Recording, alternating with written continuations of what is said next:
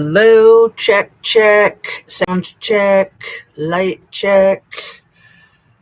How are you guys? It is the 20th of August already. We're closing in on the end of summer, aren't we? And it's just about 2:20 in the afternoon. Coming to you live from the southwest region of Ohio. Yo-Ohio. So let's see how we should get started today. So much I want to talk about. I actually have a very limited amount of time at the moment, so I'm going to have to make this one short unless plans change for the afternoon. But at this point, I'll just try to keep it short and concise. One of my biggest concerns right now is, of course, dear leader. Everything I say is simply my opinion for the sake of hoping to start a conversation, open up a discussion, learn something, be educational.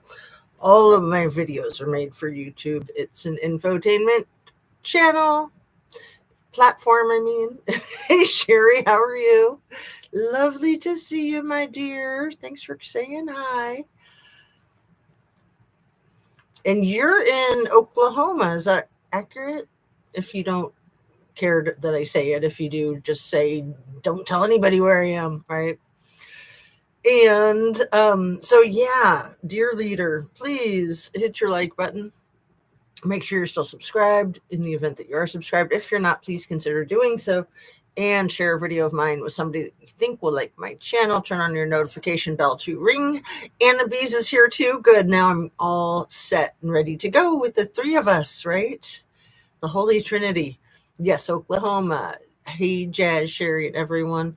So, yeah, we do have a few more people in here, and that's always exciting. Man, so I adjusted things on my set. I don't know if you can tell. I'll give you the full tour coming up. Here, I can give you a little bit of a tour. Well, I shouldn't touch anything, right? You know how that goes. Dun dun dun. Yeah, it's not working out too well. I'm not gonna risk too much. Well, that's my new lamp that is adjustable. I've got cool backdrops, but I don't have them behind me. I have them on the sides. So it's going to be a while before I have it ready for you guys to really see that. Because, like I said, I probably should not push my luck by messing with anything, right? It's so dangerous. What am I doing? I've broken my rule. What have I done? Let's see. See if it's like the slightest adjustment and everything gets all cattywampus. And maybe push this up like that. And see I need better technology. I need that gaming laptop back. Okay. Gonna try to quit fiddling. Okay. Enough of that. I want to get started with the conversation about William Barr and his ridiculous testimony on Monday. I mean, I don't know that it was ridiculous. It's just everything that I've heard about it sounds ridiculous. He doesn't know nothing, and he's completely cleared the president of any wrongdoing. Okay, just like Ghislaine, right? She knows nothing, but she does know that the president did nothing wrong. That's obvious. Now it like totally re-centered itself. Man, it is just crazy what happens with this stuff. Oh, what in the world is it that's doing that? You guys probably don't even know what it is that I'm talking about. It's the thing right down here in the corner. And now my light went out. Okay, I give up. Anyway, the new light is too funny. It reminds me of last year, or maybe it was like 2 years ago, where my entire thing fell over and I just kept going, and then it fell over again and I kept going again. Were any of you on that live, or have you seen it? It's hilarious. Okay, not touching anything. Light goes out. Let's just get caught up. Helby's here too. Come on, Lamp. You can't be my new Lamp and then be playing like that. And the Lamp says, I do what I want. You don't tell me what to do, huh?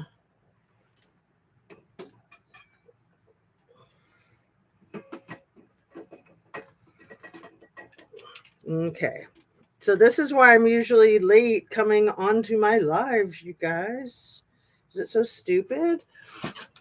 Is that better? Is that worse? Okay. I'm just going to get started with talking about the slavery. Okay. This is really serious. And maybe that's why I'm like fidgeting around, because it's like, the ex-slavery of kids. Okay. This is so effing serious. Space Relations is the title of a book that Donald Barr wrote in 1973. I'm going to read to you what, and thank you for BoobTube TV reminding me of it yesterday. And then a friend of mine sent me a Reddit thread about it last night. And I've known about this book, but I don't think I've spoken about it that much. So I really want to say thank you to BoobTube and to the friend both for refocusing me on it. So here we go. Space Relations. This is the whole title. A slightly gothic interplanetary tale. Oh, and I think I know what the F that mystery, weird Egyptian-looking building on Little E Island is, and I'll share that with you. I think it ties in with this, what I'm reading right now.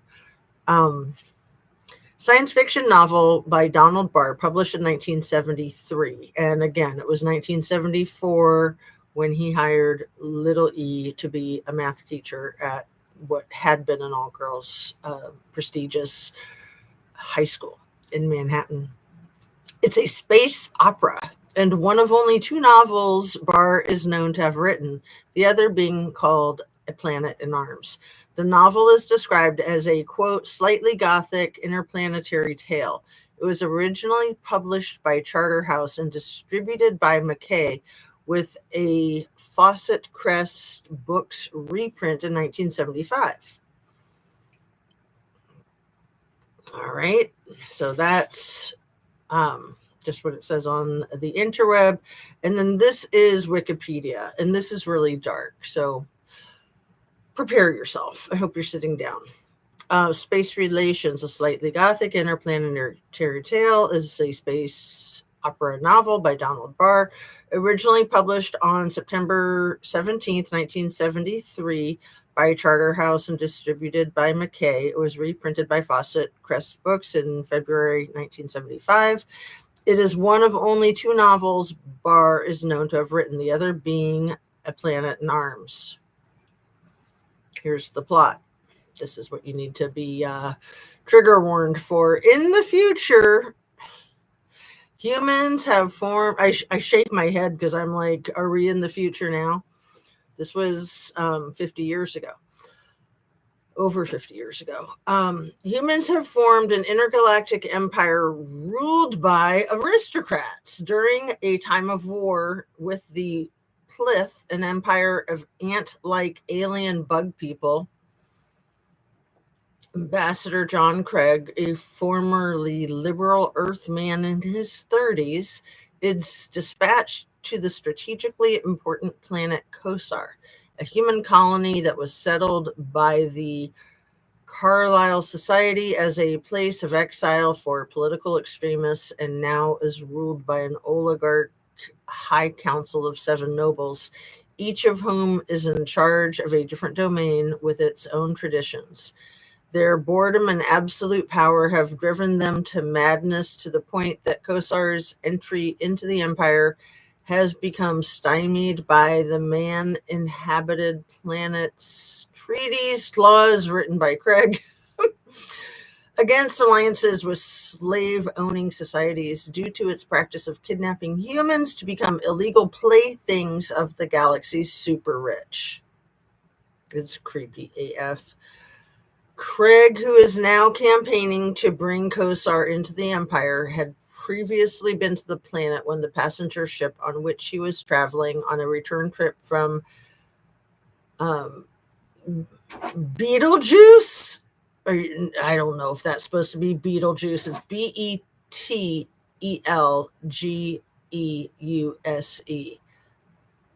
It kind of looks like Beetlejuice. You know, an odd spelling of it. Dogs trying to get in and out as usual. Beetlejuice Conference was captured by space pirates. While en route to Kosar, one of the pirates awakened Craig and the other prisoners to grape a 15-year-old virginal red-headed female captive in front of them. The grapist fellow pirates later hear of this and dock his pay as punishment for spoiling her market value. Vomit. I'm so sorry to be traumatizing all of us with this crap, but I think it's important to focus on. As ridiculous as it is, I think it ties in with all this bullshit. Am I 7 minutes in so I can say the S word without concern? This is absolute crap. Okay. Market value.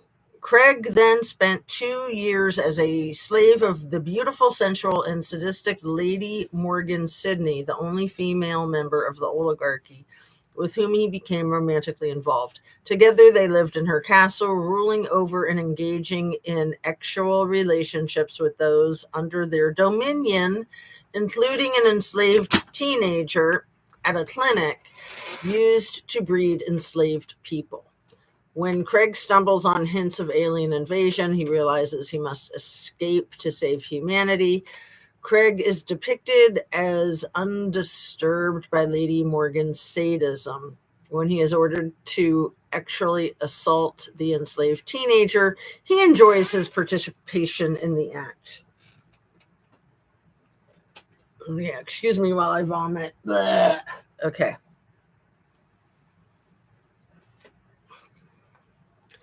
I don't know if, why don't I read you? I don't think it's too long. The reception.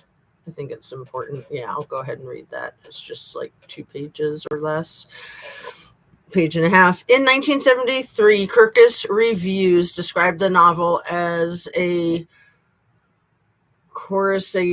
don't even know this word, CURUSCATINGLEY literate tale for grown-ups. Okay, just give up, right? Puppy dogs, don't be knocking things down, please. I do that enough myself. Okay, where was that weird word? A coruscatingly. I don't even know that word. Do you guys know that word? Anna Bees. I have a link to Tabitha Speaks where she is reviewing Nick Fuentes' clip. Can I post the link? Yes. Thank you for asking. And yeah, I am very happy for you to post clips to things and links. As a moderator, you're free to do that, but I do appreciate you asking. But you don't even need to ask, Anna Bees. You can like post it, and then if I'm not down with it, I can just say, let's take it down or something. I mean, you're being overly considerate, but I appreciate the consideration. Anyway, yeah, this Nick Fuentes, what a piece of crap. I'm afraid to look at it. It's interesting. Yeah, there's so much pouring out of YouTube right now, and I'm grateful for that, especially because it's the end of August. It's summer, so a lot of people are doing summer things. And there's going to be a flood of YouTube videos after Labor Day. No doubt. We're going to be inundated. But it's great stuff. Mostly. Some of it's crap. So you got to be careful. He's a piece of crap, but surprisingly not in this rant. Oh, interesting. Yeah, a lot of Trumpster Fire's sycophants are turning on him. I know, even Marjorie Taylor Greene and other creeps like her. are like voices of reason in this insanity.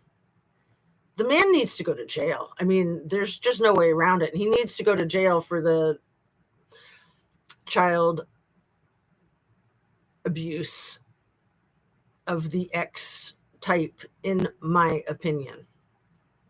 He has hurt a lot of people, in my opinion, and he continues to do so. And he just has everybody lie for him. He's such a lying sack of crap. All right. In 2008, the novel was criticized by Porno Kitsch for devoting too much attention to character development rather than world building. The review notes that the narrative is split in two between the present-day official visitation of Craig to the planet Kosar and his past experiences as Lady Morgan's slave. The novel's events are set during a war between intergalactic human empire and sinister bug people. The world of Kosar is human, but independent of the empire due to its ruling aristocracy's refusal to abolish the slave trade, which represents the very foundation of Kosar's class system and economy.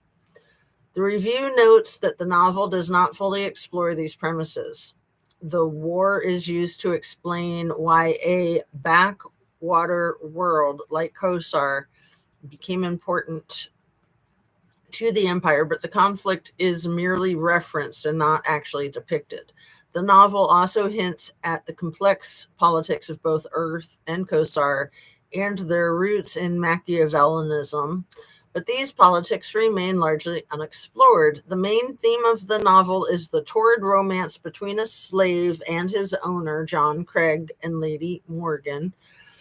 This allows the author to explore the issues of slavery and domination. The reviewer notes, however, that neither character experiences growth or change through the novel's events. He found both characters to be fairly obnoxious. Shocking. While the author repeatedly reminds the reader that slavery is wrong, he tries to depict both Craig and Morgan as wise, talented, and heroic, since their actions are not heroic in nature. Throughout the novel, both main characters freely unalive, torture, seduce, and make sweeping political decisions on behalf of thousands of people. Interesting.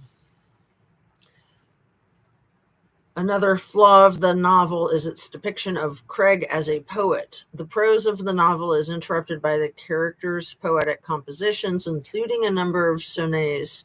The reviewer sees this as a failed attempt to add depth to the character and finds these interruptions to be irritating. The novel was described in a Vice article as both comically amoral and insufferably pretentious. To be fair, these traits were common in the 1970s sci-fi. Becky Fiera has described the novel as highly unsettling due to its depiction of rape of enslaved people, particularly teenage girls, and other coercive acts. Yeah, teenage girls and green-eyed girls and red-haired girls are of a high demand, right? What does that make you think of? Kylie had green eyes, Kylie Rodney had green eyes, and Trinity Backus, green eyes and red hair, and her boyfriend's other girlfriend that passed away a year before her, Paisley Woodard, also green eyes and red hair. Interesting, huh? And all very slender, very attractive, white teenage girls. I think Paisley was 15, but Trinity and Kylie were both 16 when they disappeared and were later found. Their remains were found. Let's see. The X acts described are performed for the dual purposes of entertainment and controlled procreation. So that's a lot like Handmaid's Tale. Fiera found disgusting the novel's fixation on the sexualization of adolescents. She notes that the adult characters are subjected to infantilization, the novel's dialogue includes casually unsettling observations. She cites an example, a character remarking that pederasty lacks, PEDERASTY. Yeah, words are not my strong suit. That's a weird one. Never seen that. Even though I've read this article before, when you read things to yourself, your eyes just kind of glaze over things that you're not familiar with, and then you read it out loud and you're like, wait a second. Pederasty. I'll look it up. Okay, she cites an example, a character remarking that pederasty lacks aesthetic appeal. I'm thinking it has something to do with pedo and that it's nasty. Anyway, she views the novel as sexualizing minors and fetishizing grape. Space relations saw increased public attention after Little E, Barr's former employee, who he hired without teaching credentials at a high school, passed in jail due to the similarities between the violent sexual depictions in space relations and Epstein's ex-trafficking activities and obsessions. Sellers of the novel on eBay explicitly advertise its connection to Little E in their descriptions of it. It was also included as a key plot point in the season 4 finale of the legal drama The Good Fight. Oh, I did not know that part, The Good Fight. Interesting. So yeah, let me vomit. And how much time do we have? We just have like maybe 20 minutes or so. Oh, let's see. Piece of crap, but not surprising in this rant. Okay, I already read that one, but that's a good one. Yeah, we'll take a look at that. And DYI, Dre, hello. I'm so late again. Just wanted to say hi. You're not late. You're right on time. Hello, hello. So the slavery. I mentioned the weird blue and white striped building on Little E Island that once had a gold dome on it, and the what looks like the dungeon door is actually painted on. There's no dungeon door. But why do you paint on a door, and why do you make it look like a dungeon door? So I've always had a really sick feeling looking at that photograph. And it was just yesterday that it kind of came to me through all of this flooding of this type of information and the slavery and the slave trade. And I thought, that was probably like the auction block, maybe inside that building. It seems that it's highly ritualized. Like whatever it was used for is very specifically designed to kind of look like a pharaoh's mask. And it also resembles like some ancient bathhouse. I forget where, maybe ancient Rome or something like that. But it's kind of a smallish building, and it's perched up on a cliff on Little E Island, away from the other buildings, which also leads me to believe that there's tunnels there. And, tunnels are something that I think on YouTube and true crime, a lot of people go, oh, tunnels, that's sort of like aliens, definitely conspiracy theory. And tunnels are very, very common. I mean, we're all familiar with tunnels for subways. We're all familiar with tunnels that we don't even think of as tunnels, like when you're going through like a stadium or something like that. Most universities, at least here in Ohio, have tunnel systems underground for when it's 0 degrees outside, and for other purposes too. A lot of cities have tunnels underground for like the public works, the water, the electrical, power, all of that good stuff. But tunnels are used for transporting. They're used to get, like, think of a subway, to get from point A to point B. And if you want to do something secretively, it's like the Underground Railroad. The Underground Railroad was not an actual railroad underground. That was just what it was called. It was metaphorically underground. But I think that there are underground railroads that are metaphorical, that don't have rails in them, but people are moving through them. Some of that's for the trafficking of substances, and some of that is for the trafficking of people.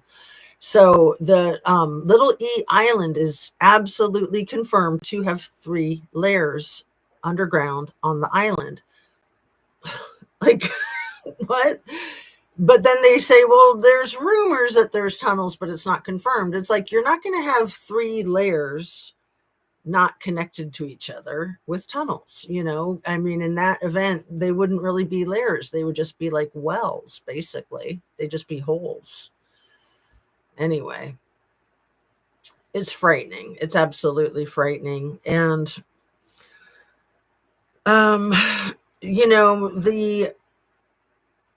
the rise and fall of Little E, the rise and fall of Little T,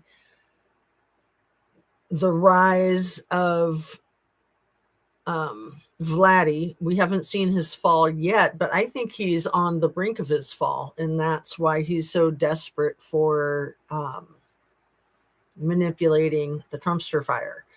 The only way he sees out of the mess that he's created for himself is to have Dear Donnie over a barrel and giving him all of the money that he demands. And he's demanding a lot because he's losing a war. He's losing a war. And it's not in Vladdy's personality to be able to accept that or deal with that. Same thing with Donnie. Donnie is absolutely lost his mojo, right? But he will not admit it. He will never admit defeat. Like, that's how he was raised.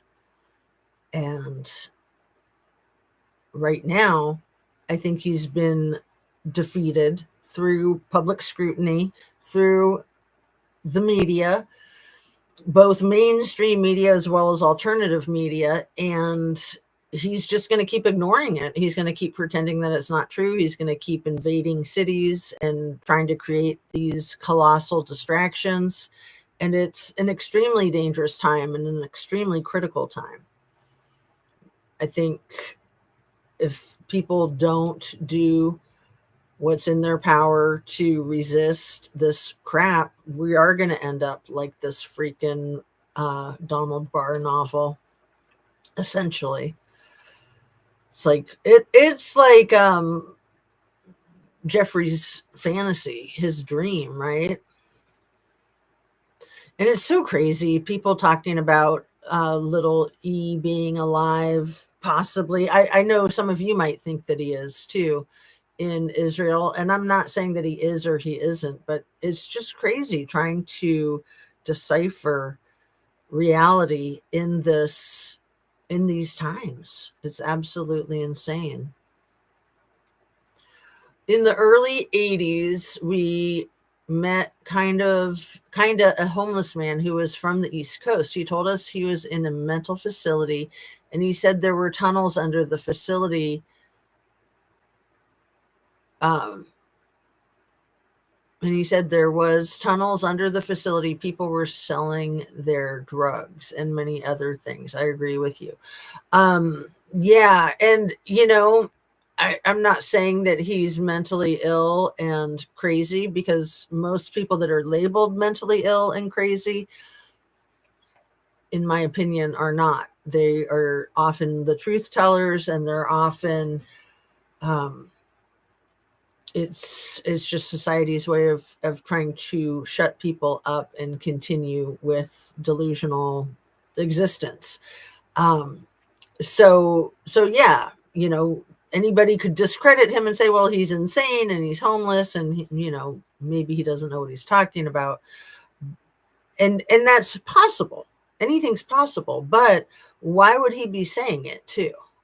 Why would he be saying it? And when you say East Coast, I'm wondering Boston or New York, if you remember.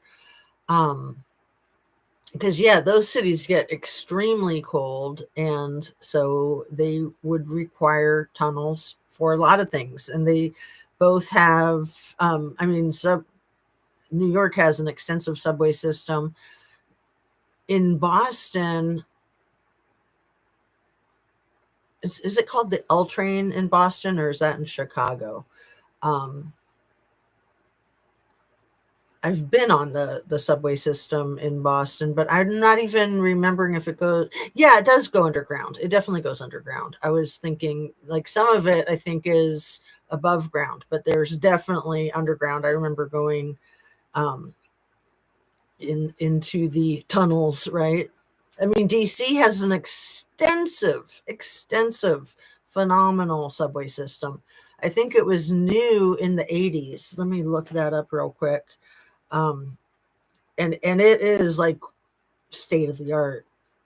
And remember, Elon has a boring company that's called the Boring Company, and he has a contract to make the tunnels in, I think it's Saudi Arabia, Dubai.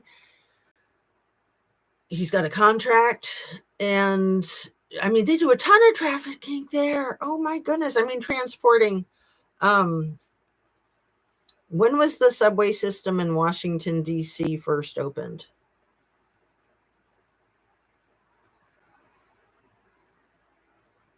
Oh, 76. The first portion. Okay. But no, but when was it done? Oh, I said first opened. Let's say done. When was the subway system in Washington, D.C. done? Complete, right? 1985. Okay. I was actually there in the summer of 82, and it was largely complete in 1982. I remember riding it extensively. The Washington, D.C. subway system, also known as Metro Rail, was largely completed by 1985, but the Green Line was not fully complete until 2001. Construction of the initial system began in 1969, with the first 5 stations opening in 76. The Green Line's final 5 stations opened in 2001, marking the completion of the original 101-mile system.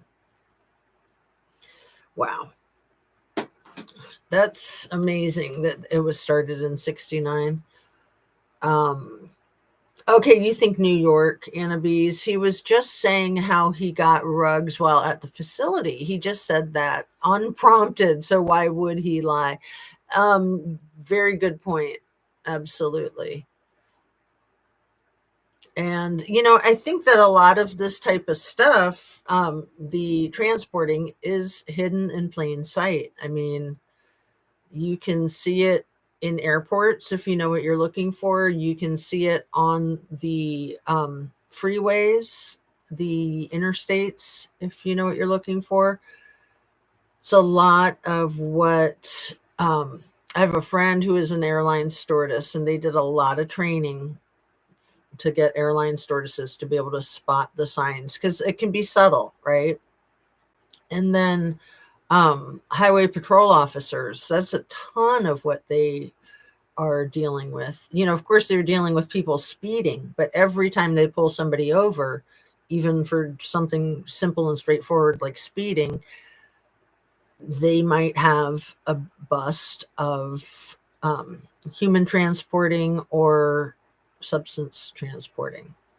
Every routine traffic stop is not necessarily routine. So anyway, yeah, let me refocus the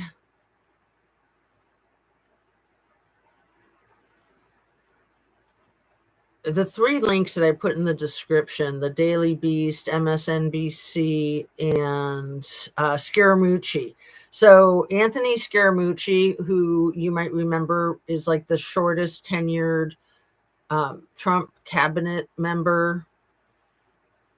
I think he was in Caroline Leavitt's position, I think. But I think he lasted like 10 days, right? Anthony Scaramucci. He's sort of like Barry Cohen to me. Like, he was such a piece of crap back then, and then he's made phenomenal changes in his person and in his career, and yet he's still the tiger that doesn't change his stripes. Both of them are like that, but they're very smart men and they do have a lot of information, and I don't want to discredit them. I just want to continue to both encourage them to do the right thing and for people to take what they say with a grain of salt. Because again, Cohen, like William Barr, and like Jizz, is trying to say he never saw Trumpster Fire do anything wrong. You know, if William Barr and or Cohen or anybody else like them admitted that they saw him do those types of suspicious things, even though they're not mandated reporters necessarily, if they're not like teachers or counselors or specific professions where they'd be mandated reporters, it's still potentially criminal for them to turn a blind eye. And it certainly is just socially unacceptable. So, of course, they're going to say they never saw anything. Plus, if they say they saw something, they'd probably like fall out of a yacht or something, right? Shaking my head. Anyway, yeah. I mean, they need to be exposed. Trump, man, says, and he tries to brainwash people. He's such a cult leader. He tries to hypnotize people. The thing in the last couple of days has been to say, if you're a liberal and you live in Washington, D.C., you're petrified to go out. Maybe now that you've brought in the National Guard and they're packing heat, right? But no, he's trying to say, we got it under control. Now you can go out because it's safe. Which again, he's trying to trick and hypnotize the liberals into thinking that it's safe to go out, because we know that the homegrowns are next, right? Those are the people that they really want to detain and put in concentration camps. So the link that I put to Anthony Scaramucci's video is an amazing historical account of basically the rise and fall of the Trumpster Fire. The Daily Beast has just been doing absolutely phenomenal work. I love the link that I put was to one of their most recent interviews. Twice a week on Tuesdays and Thursdays, they're doing something called Inside Trumpster Fire's Brain or something like that. It's Michael Wolff, the biographer and the producer of the Daily Beast. I think, is her name Joanna Ward or is that someone else? Anyway, let me see. Daily Beast producer. I think it's Joanna Ward. Daily Beast producer inside Trump's head.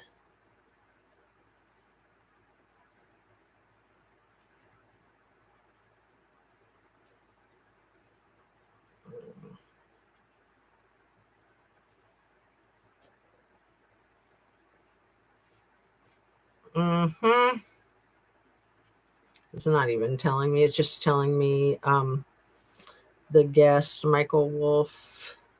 So it's called Inside Trump's Head. And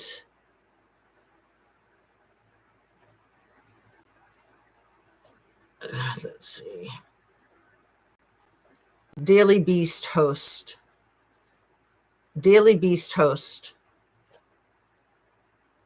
Joanna Coles. I was close. I think I said, did I say Joanna Ward? Anyway, names are also not my strong suit. I've been doing better since I started my channel, both with names and with words. Trying not to cross my wires. So Joanna Coles is brilliant. She's the British, very well seasoned interviewer, and her and Michael Wolff, again, I already put the link in the description to one of their most recent. I think it was from yesterday. It's like half an hour long. And they're being real like tongue in cheek and, you know, kind of having fun with it because it's such dark material. I see a trend across content creators on YouTube that we are all trying to find some lightness, you know, keep some humor, keep hope. This is really dark, evil stuff. I mean, if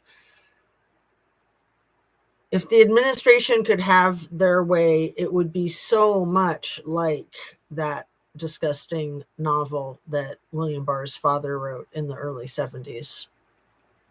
I'm convinced.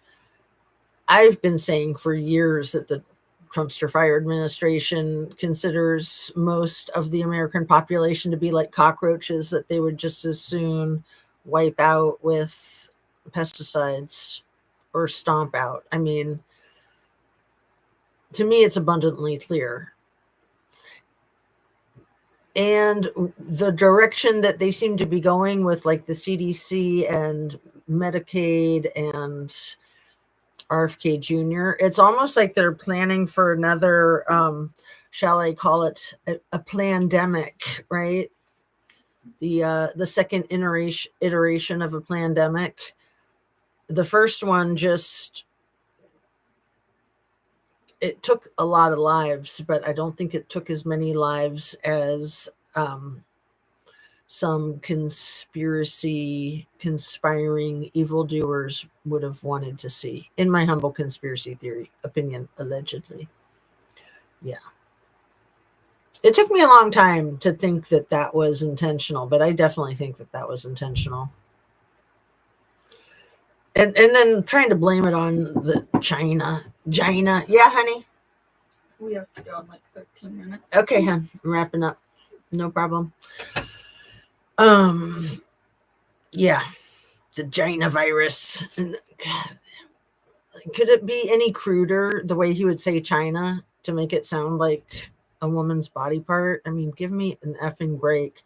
And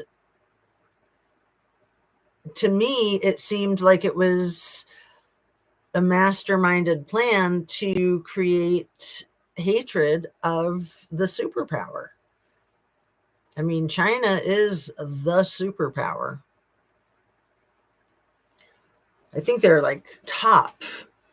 We're in the top 3. We're probably number 2.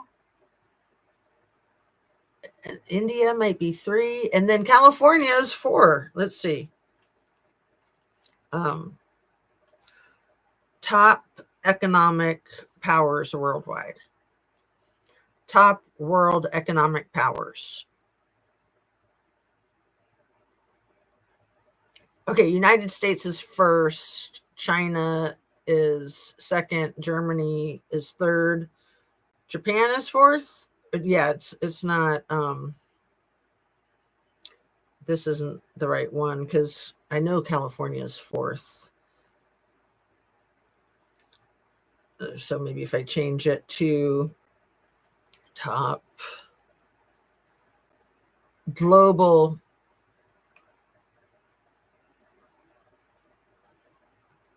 including California, including the state of California.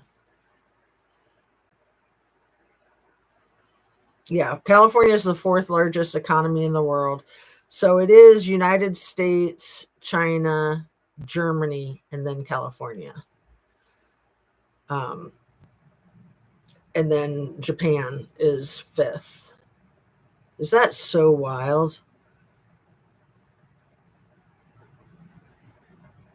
But yeah, I mean, they're our main competitor, right? And wouldn't Russia like to be in there? Let's see. I'm curious where Russia. Where does Russia rank in the economic powers of the world?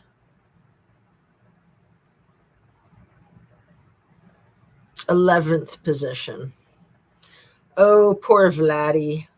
Poor Vladdy. number 11 reminds me of Spinal Tap. Does it go to 11?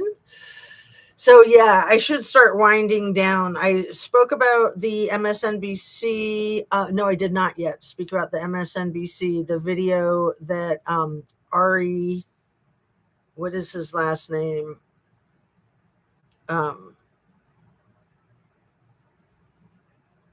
What is Ari's last name, you guys, on MSNBC?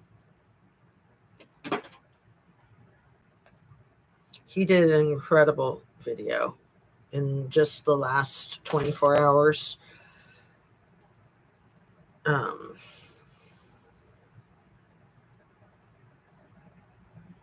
Investigative journalist Ari on MSNBC. Melber, Melber. So, sorry to keep looking stuff up.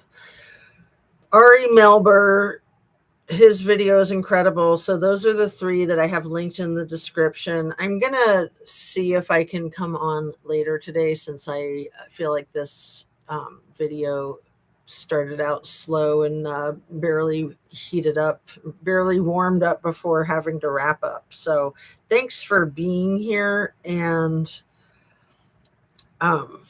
yeah, the photograph that I used for the thumbnail is enslaved young women. I found it on the internet, and I just think that we need to keep this picture in our mind's eye, because in my opinion, that is the goal of this administration. That is exactly where it's headed. And people need to stand up.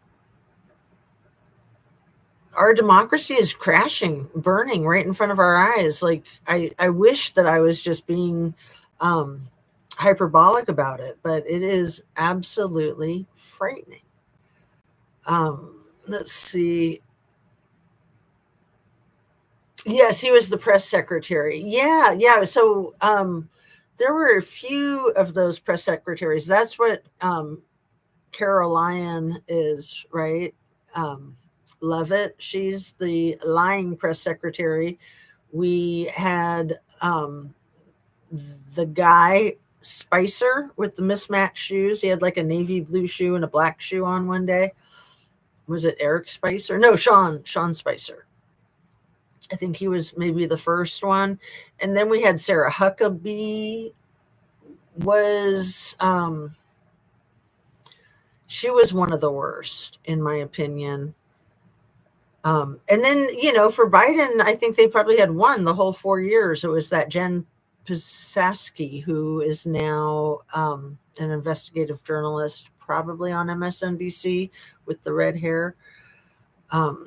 But yeah, I think that's what Anthony Scaramucci maybe was after Sean Spicer and before Sarah Huckabee, if I'm remembering right. And I'm sure it's a really hard job when you're working for an MF like the Trumpster fire, and you have to like go out and defend all these lies with a straight face. And Caroline with a K, I thought she was getting sick of it, but she is just steamrolling ahead, man. I think she makes $200,000 a year in that position. So yeah, she's holding on to it for dear life. Maybe more than 200,000 a year. I looked it up recently. It was probably like 225 or something. I'm not going to look it up now. I'm going to finish up with your comments and then wrap it up. And then, like I said, I'll try to come back on live later this evening, maybe around 6, hopefully. I don't want to be too late, because you know how the brain works even less well the later it gets. I just burn through my energy early in the day. They want to wipe out older people and disabled people with autoimmune disorders. Right, Anna Bees. I totally agree with you. That seemed like their top priority with the pandemic in 2020. Absolutely. What does Bangkok rank I'll look that up for you real quick. I don't know, but I know who you were talking about. The thumbnail is so sad. I agree with you, Jazz. Yes, Caroline is the press secretary right now. Yeah, Jen Pizaski, am I saying her? Pizinski? She was amazing. And she still is amazing with her, I think it's MSNBC that she has her commentary on. Let's see, I was going to look up Bangkok. I think it ranks probably close to Germany.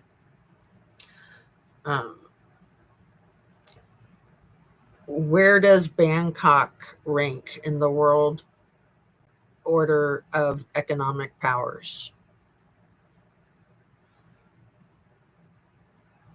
Order of economic powers.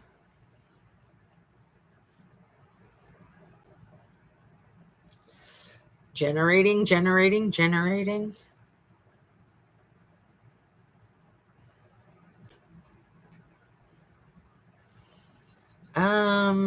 Commercial hub of Thailand holds a significant position within the Southeast, but its global ranking is not explicitly specified in the provided search results. However, Thailand as a country holds a notable place in the global economy and within Southeast Asian regions. Now, I would think that a lot of Thailand's economy is probably the slave trade, the ex-slave trade of teenagers. I would think. I don't know. I mean, I think it's legal there, isn't it? Like, that's my understanding. But maybe I'm incorrect. I've never been there. I've just heard so many stories. But if it's true, I would think that that would be like the cornerstone of their economic strength. And yeah, then they're not going to want to give it up. But hopefully I'm incorrect, right? Hopefully I'm in left field, just a crazy conspiracy theorist. So yeah, let me wind it down. It's almost 3:15. I got to fly. If I don't catch you later this evening, we'll catch you on the replay tomorrow.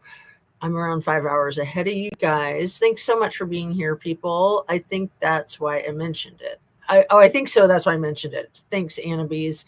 You do so much for bolstering my confidence of my thought process, because sometimes when I say things out loud that I think are true, then I hear myself and I'm like, well, I don't know. That's why I'm constantly looking stuff up on my phone, because I don't want to be misspeaking. And just because it says so on the Google A, it doesn't mean it's true. Yep, 1 second. All right, love and light. Have a great one. See you on the next one.